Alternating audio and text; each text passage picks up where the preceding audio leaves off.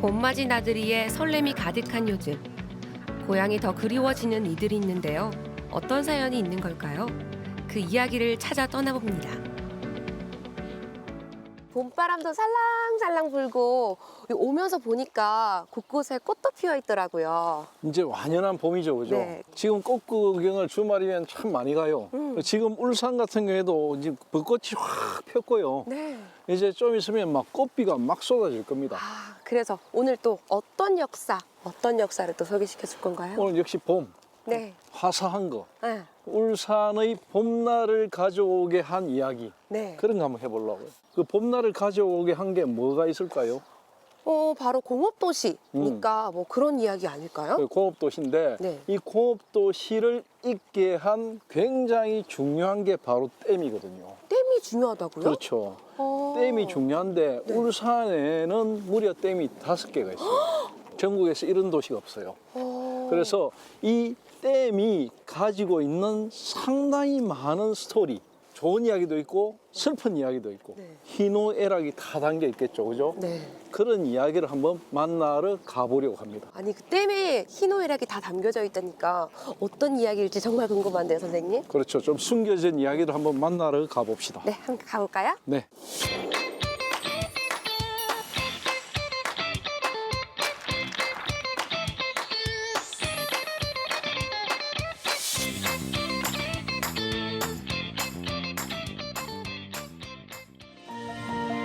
마을 앞으로 강이 흐르고 나지막한 산이 감싸고 있는 산수가 어우러진 고견마을인데요. 예부터 풍광이 아름답기로 소문난 곳입니다. 따뜻한 기운이 맴도는 것처럼 이 봄 기운이 다 감싸는 그런 마을인 것 같은데요. 여기는 어떤 곳인가요? 여기에 적어놓은 게 고견 마을이죠. 근데 네. 사람들은 울산 시민들은 여기 사연댐 있는 일대를 사연이라고 부르거든요. 사연리, 사연댐, 사연마을 이렇게 이야기하는데 네. 사실은 지금 여기서 왼쪽 편이 사일마을이에요. 사일. 네. 사일마을은 햇볕이 막 금사라기처럼 빛나는 그런 마을이거든. 햇살이 너무 좋은 마을이거든. 지금 이런 햇살을 온 담고 있는 그런 마을, 사일마을. 여기 고견은 태화강이 굽이치는데 여기서 이 물길이 막 기가마 돌면서 연꽃처럼 피어나는 동네라 해가지고 고견 마을이라고 불렀거든요. 그래서 여기 사일의 사자와 고견의 연자를 따가지고 붙인 게 사연입니다.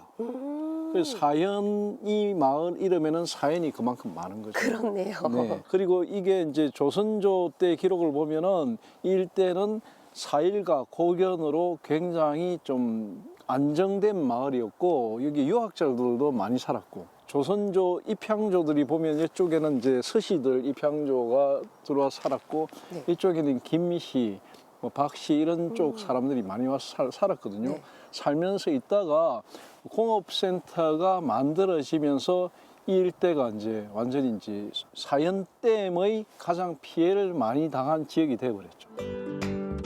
1962년 정부가 야심차게 기획했던 종합경제개발 5개년 계획. 그 핵심 지역으로 울산이 지정됐는데요. 그 당시 획기적인 기술로 사연댐이 건설됩니다.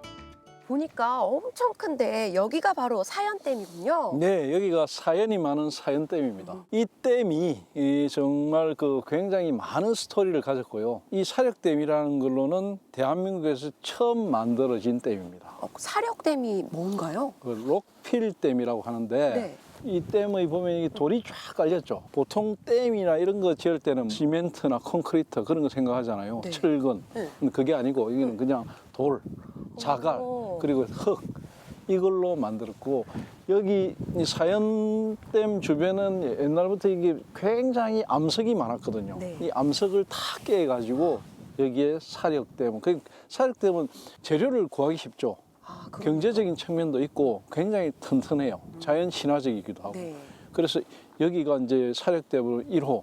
이 댐은 그 당시에 어떤 용도로 만들어졌나요? 1962년 2월 3일이라는 날이 어떤 날이냐면 울산이 공업센터로 지정이 된 날입니다. 그러면서 이제 공단을 조성하려고 하니까 당장 용수가 필요하잖아. 그래서 댐을 만드는 게 1962년 10월에 여기 사연댐을 공사를 시작했죠. 그래가지고 1965년 12월 28일 이 댐을 완공했어요. 공업단지가 조성되면서 공장이 들어서고 많은 이들이 울산으로 몰려들었는데요. 공업 용수와 식수 공급이 시급했던 상황에서 사연댐의 역할은 컸습니다. 아니, 여기 보니까 댐의 규모가 엄청나게 큰 것 같아요. 그렇죠. 이 댐이 준공됐을 때 굉장했어요. 1965년 12월 28일. 그때 이 댐이 준공될 때 저녁 시간에 전국의 모든 사람들이 텔레비 앞에서 이거 봤겠죠. 네.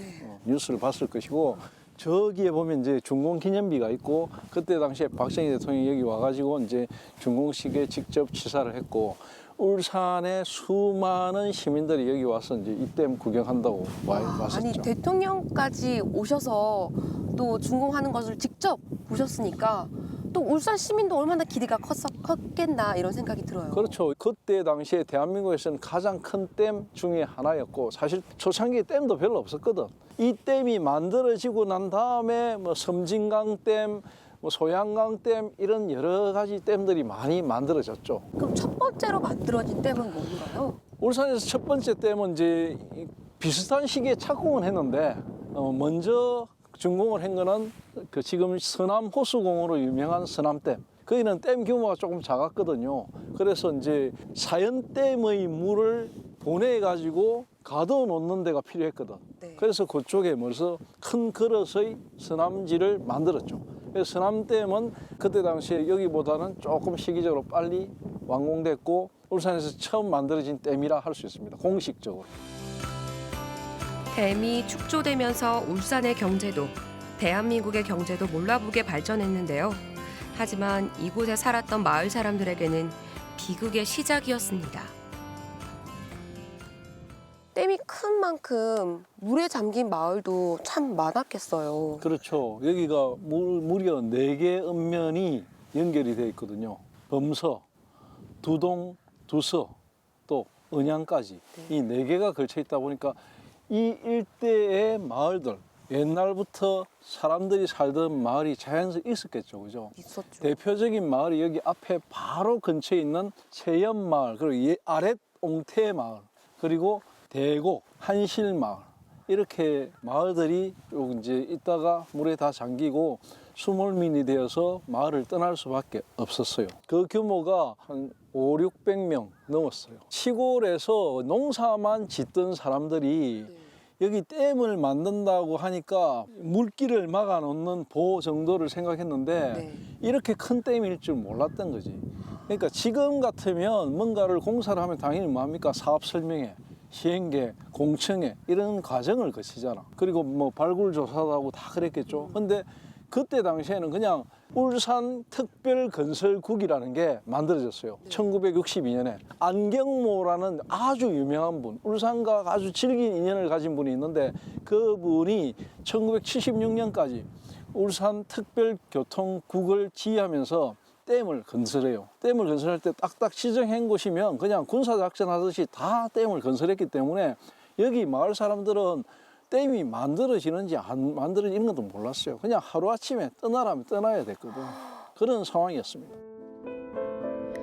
외진 시골 마을에서 농사를 지으며 살던 주민들은 하루아침에 고향을 잃었는데요. 삶의 터전도 애틋한 추억도 모두 다 댐 아래로 잠겼습니다.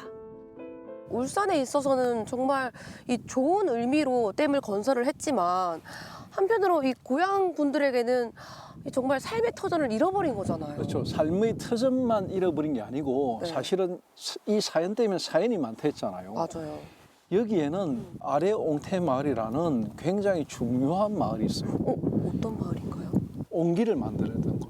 우리가 울산 하면 옹기 이야기 많이 하잖아요. 맞아요. 저 남창에 있는 옹기는 한국 전쟁이 일어날 그 무렵에 사람들이 옹기 만든 사람, 옹기 장인들이 이주해서 만든 마을이거든요. 그보다 훨씬 전에 아주 오래 전부터 신라, 고려, 조선을 이어가던 이 자기를 만들던 사람들, 그 사람들이 옹기까지 만들던 그 옹태 마을 사람들이 여기에 살면서 옹기를 구웠거든. 그릇도 구웠고 기아도 굽고 이랬어요. 그 사람들이 다 떠났고 여기 그런 터전도 다 사라졌죠. 놀라운 비밀을 좀 이야기해 드릴까요? 조선시대에 이제 궁궐에서 궁궐에서 그릇을 관장하는 거, 음식을 관장하는 그런 부서들이 있어요. 그 부서들의 이름이 장흥고라든지 이런 부서들 이름이 여기 이제 옹태 마을의 그 그릇에서 다 나왔어요. 그 뒤에는 옹기도 꽂고 기와도 꽂고 여기에서 만든 기와가 나중에 어디까지 흘러나왔냐면 그 범서 쪽에 그 기와 공장을 했던 사람이 있거든요. 최땡땡이라는 굉장히 유명한 분이 있는데 그분이 청와대 청기와를 납품했어요. 청와는 뭡니까? 파란 기와잖아. 이 파란 기와 만들기 힘들어요. 1200도 이상 올려야 되거든. 굉장히 기술이 필요하고. 그래서 그걸 만든 분이 바로 울산 분이고 울산의 그 기와 이런 굽는 기술이 그만큼 수천 년을 이어왔던 기술을 가지고 있었다는 거죠. 경제 개발이 1순위였던 시절. 그 과정에서 모든 것은 뒷전이었는데요. 수천 년간 이어져 왔던 역사의 현장도 개발 앞에선 무상했습니다. 이곳이 참 그리움이 사무치고 그런 곳이었겠어요. 그렇죠. 여기 실향민들이 느닷없이 고향을 잃었잖아. 울산에 이렇게 느닷없이 고향을 잃은 분들이 참 많아요. 그래서 울산에 무려 16개의 망향비가 있어요. 가까운 대암댐 가보면 망향비를 잘 세워놨거든요. 망향동산도 세워놓고 거기는 유명한 신격호 롯데그룹 회장의 고향이거든. 그분도 실향민이에요. 이 사연댐에는 실향민들을 위한 망향비가 없어요. 아니 이렇게 큰데 진짜 실향민이 누구보다 많을 건데 처음에 이게 이주를 하고 거의 쫓겨나다시피 했기 때문에 망향비도 제대로 못 세웠고요. 그 뒤에 이제 여기 사연댐 바로 위에 대곡댐이라는 게 있어요. 이 대곡댐도 이제 이주민이 많이 발생했거든. 그러면서 대곡댐과 사연댐의 이주민들을 위해서 이 사람들이 추석이나 설이 되면 조상 무덤에 와서 성묘를 하고 해야 되잖아. 그래서 수자원공사에서 이렇게 배를 띄워가지고 그 사람들을 실어가지고 가서 조상묘도 돌보게 하고 했거든요. 했는데 그것도 이제 불의의 사고가 났어요. 지금으로서 2, 3년 전에 그 배를 타고 성묘를 가다가 그 배가 뒤집혀가지고 결국 이제 사람이 숨지는 사고가 있었고 태우는 배가 이거 사람 태우는 배가 아니다. 여객용 배가 아니다. 이래가 불법이라는 판정이 났거든. 그래서 그 뱃길마저 끊겨버렸습니다. 이제는 돌아가고 싶어도 돌아갈 수 없는 고향을 멀리서 지켜보는 게 고작인데요. 조상의 묘라도 다시 돌볼 수 있는 기회가 하루빨리 오기를 간절히 바라고 있습니다. 대곡댐 주변에 그 삼정, 하삼정 이런 일대의 그 발굴 조사하니까 엄청난 유물이 1600점 넘는 유적과 유물이 쏟아졌거든요. 그래가지고 박물관이 하나 생겼어요. 박물관을 만들 만큼 그렇게 이렇게 발굴이 됐는데 여기는 왜? 사연댐은 초창기 처음 만든 댐이기 때문에 지표조사나 유적 발굴 조사를 못했어요. 그래서 여기 옛날부터 살던 여기 세연마을 주민들, 원주민들, 또 아랫 옹태마을 주민들, 한실마을 주민들은 여기서 옛날부터 아버지, 할아버지의 이야기를 많이 들었잖아요. 그러면서 지금 사연댐 주변에는 엄청난 그 귀신 그림이라든지 이런 게 많이 있더라. 이런 게 막 떠돌고 있거든요. 그래서 여기에 이제 물이 다 빠지면 이 제대로 된 발굴 조사를 할 경우에는 위에 상부에 있는 대곡댐에 못지않은 엄청난 유적과 유물들이 나올 것이다. 물에 잠기기 전의 어떤 여러 가지 역사 문화 이거는 굉장할 거라고 지금 추측이 됩니다. 그러니까 여기 밑에 어떤 역사 문화가 있는지 그 미스테리네요. 물에 잠겨 있는 거 네. 아무도 알 수 없죠. 네. 대곡댐 근처 암각화구는 세계문화유산 지정을 앞두고 있는데요. 대곡댐 가까이에 있는 사연댐 역시 유구한 문화유산을 간직하고 있을 가능성이 높습니다.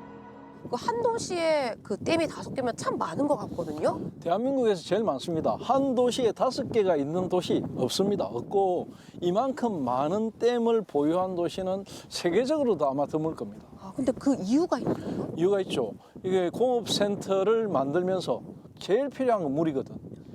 물 공급이 돼야만 그런 게 가능하거든. 지금 그 5개의 그 댐이 네. 울산공단의 공업용수를 공급하고 있을까요?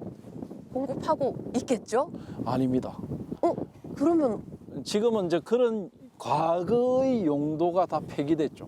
그러면 그 댐은 지금 뭐 하고 있나요? 지금은 이제 식수댐으로 전환이 되어 가고 있는 상황이고, 이 사연댐은 사실은 식수 기능을 거의 상실했어요. 그리고 지금 53m 이상은 물이 안 차도록 유지를 하거든요.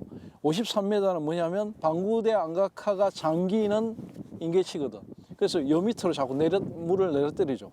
그래서 사실은 이 상태에서는 이 물을 그 식수로 전환하기에는 상당히 힘들기 때문에 사연댐은 식수 기능이 거의 상실되어 가고 있다.